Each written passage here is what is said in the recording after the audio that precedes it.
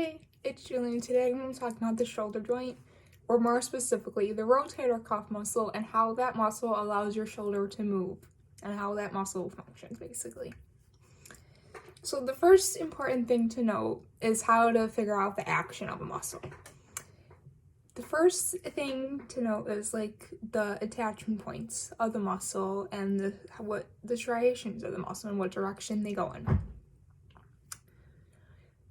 The attachment points of muscles are always going to be moving closer together. They're never going to be moving farther apart. That's the most important thing to note. And what I always try to do is I always try to imagine it on myself. So I always try to imagine the attachment points on my body, and I always try to imagine them getting closer together. Which is basically what I'm going to be demonstrating in my video. I'm basically going to be acting out the actions. And the shoulder joint is what allows the humerus to move within the glenoid cavity. And the shoulder joint is stabilized by the brachii muscle in addition to the rotator cuff muscle. The rotator cuff is made of 4 different muscles. First, you have the supraspinatus muscle.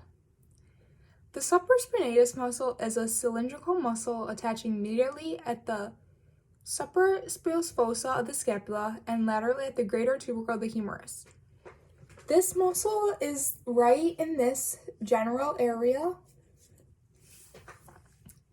and this muscle is going to perform abduction of the shoulder joint.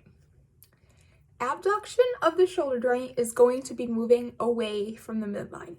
So abduction would look like this.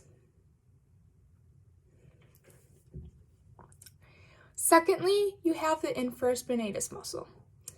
The infraspinatus muscle is a triangular muscle which attaches medially at the infraspinous fossa of the scapula and laterally at the greater tubercle of the humerus. This muscle is located right below the supraspinatus muscle, so it'll be right in there.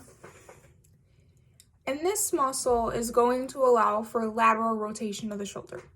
Lateral rotation is rotation away from the midline, also known as external rotation. So lateral rotation would look like that, rotating away. The third muscle is the teres minor. This muscle is a small and flat triangular muscle which attaches medially at the lateral border of the scapula and laterally at the greater tubercle of the humerus. This muscle is located right here.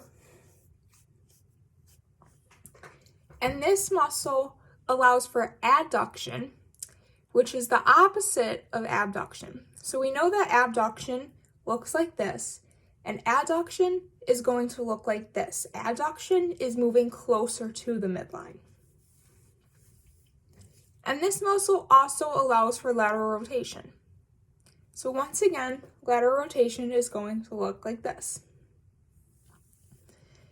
Lastly, the subscapularis, which is a flat triangular muscle that attaches medially at the subscapular fossa.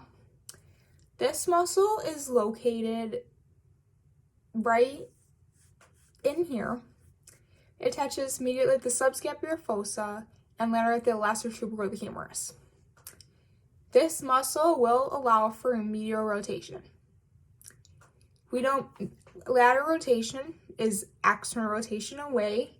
Medial rotation is going to be toward the midline, or also known as internal rotation. So medial rotation will look like this, going in.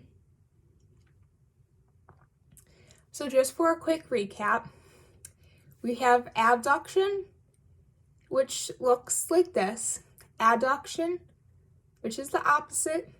Lateral rotation away, medial rotation toward the midline,